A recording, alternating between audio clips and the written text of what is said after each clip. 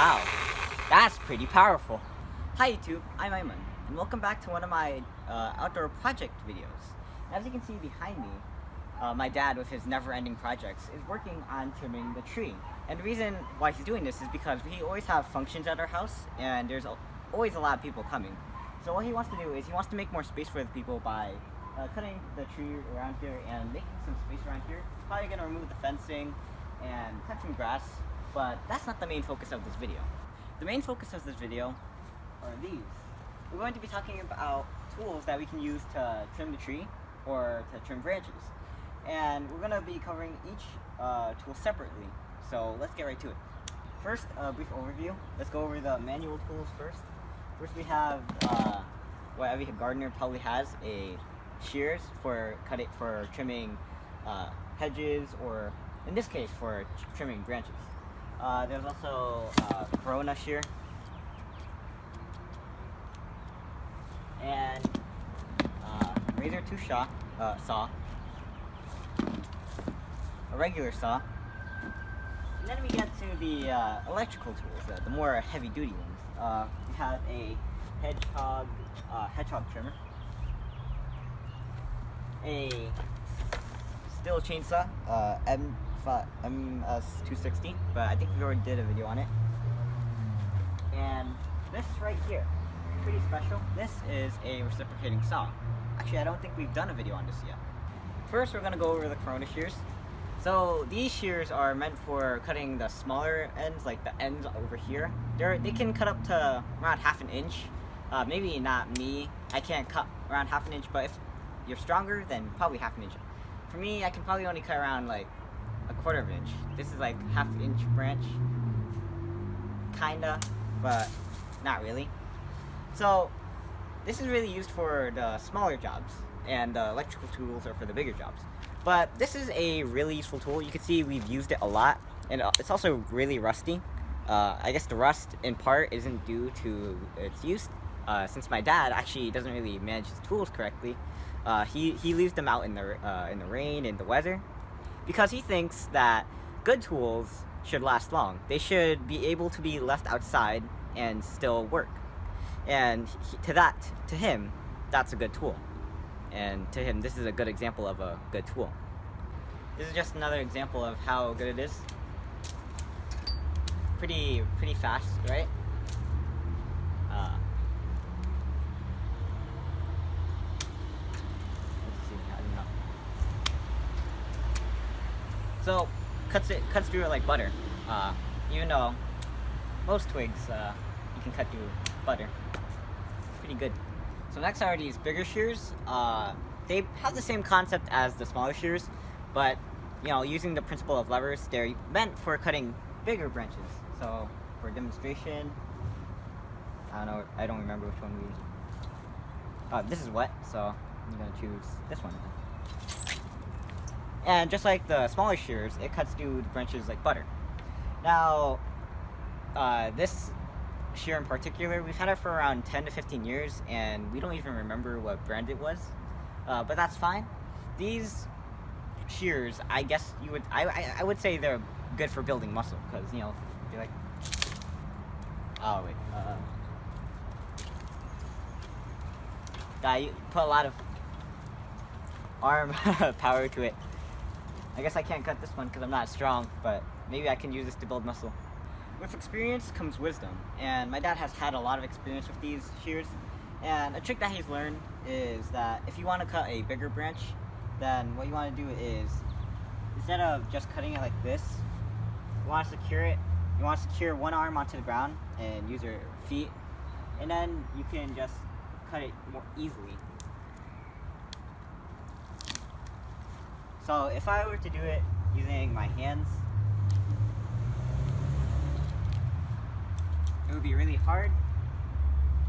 So, and the blade got wedged in the branch. So, that trick was really useful. Alright, let's try this with real branches. I actually haven't practiced this, so hopefully all goes well.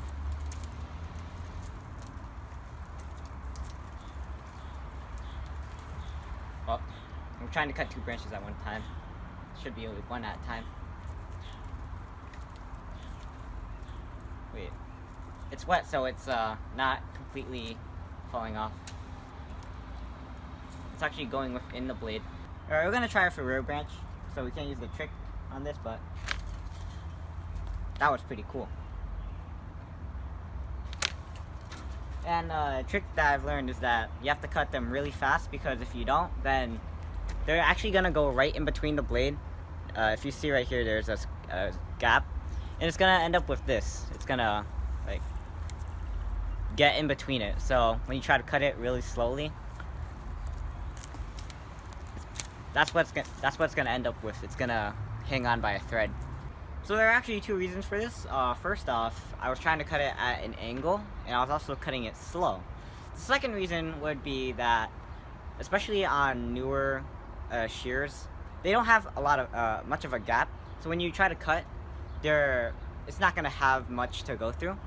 And you also need that force. You really need to cut it really fast, so it doesn't have any chance to slip through.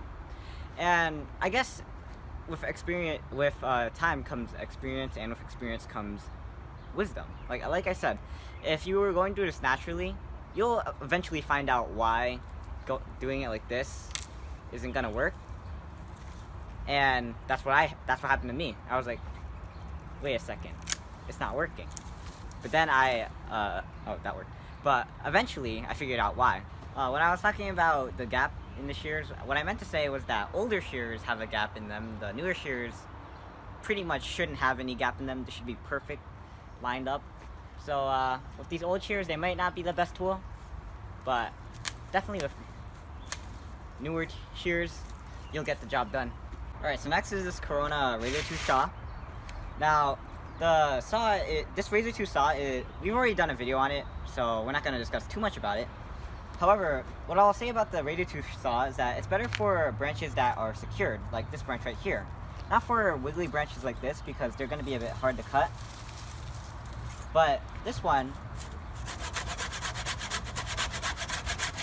you don't have much space to wiggle around in. So it's much better for this kind of branch. And although I do have to say it's a bit slower than the electrical tools, which we'll get to later.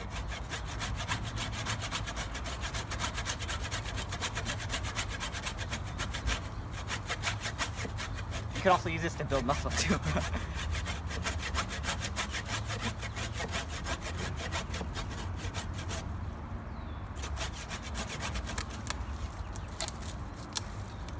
And just like that, finally got it off. We also have this regular saw right here. It functions the same way as a Razor Tooth Saw. However, it's old, and my dad also found that the Razor Tooth Saw was better for cutting, so he stopped using this one. Anyway, moving on, we're going to talk about the electrical tools, and first we'll talk about the hedgehog trimmer. Now, we're not going to spend too much time on this because it's actually not meant for this type of application. It's meant for leveling trees, as you see over there. So, we're not going to spend too much time on this. As for the chainsaw, the steel chainsaw, it's really good. However, my dad wouldn't recommend it for applications when you're trying to cut high, when the branches are high. It's really hard. It's going to be really hard to cut it. However, the solution for that is this: the reciprocating saw. When people usually refer to reciprocating saws, they usually refer to using it to cut metal or wood, like cutting metal poles or wooden fence posts, and they actually have different types of blades for that. Yeah, it says wooden, thick metal, general purpose. However, if you have the right blade, which we have here, you can actually use it to cut branches or trees. So as you can see here, the serrations on the blade itself is actually really similar to a razor tooth saw with its jaggedness. So earlier we didn't have the reciprocating saw plugged in, and that was for a good reason. This saw is actually dangerous compared to the other saws. Any small accident can cause it to turn on, and you have to keep your hand really secure on when using it, and kind of like a gun, you really want to hold the trigger really carefully. you don't want to put your finger idling on the trigger. You just want to keep it away from the trigger. You know, when you're doing work like this, you should really wear any safety protection you can get. You know, like gloves, safety glasses, hard hat. But I'm just doing a demonstration here, so I got gloves right here, and I have my glasses, so I think that's alright. So I'm just gonna demonstrate it here. Gotta hold on really tight. And this is my first time, so let's hope.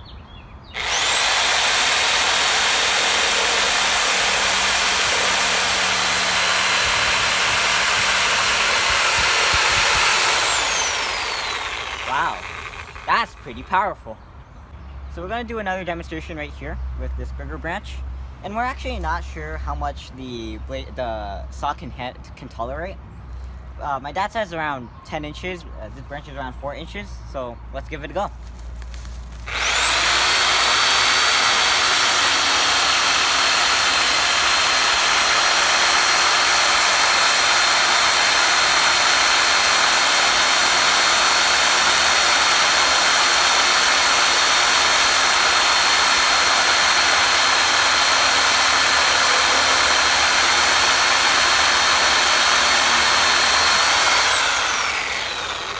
Dang, this reciprocating saw is really powerful. Like, while I was cutting it, I could really feel the shaking that it caused on me.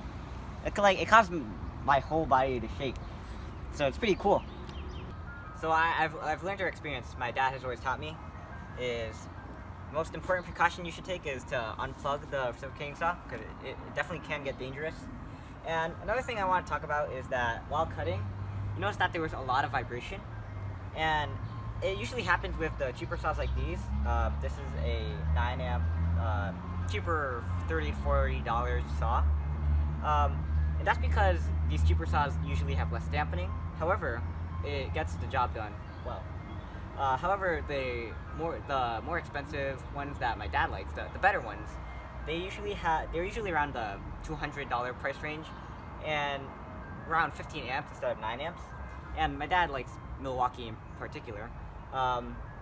They have dampening, which means they vibrate less, and they also have orbital function, so that's pretty cool.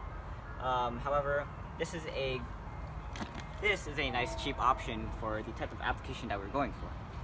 Alright, so I just wanted to do a video on if you're gonna trim a tree like we're doing, what tools to use to cut it quickly and cut it properly. So I'm Aiman, and thanks for watching. Please like, rate, comment, subscribe, and look at other videos on EYeOnAiman, especially my outdoor project videos. And I don't know what the word for a person who does things like this. I guess engineer Aiman signing out. Peace. See you on the next outdoor project.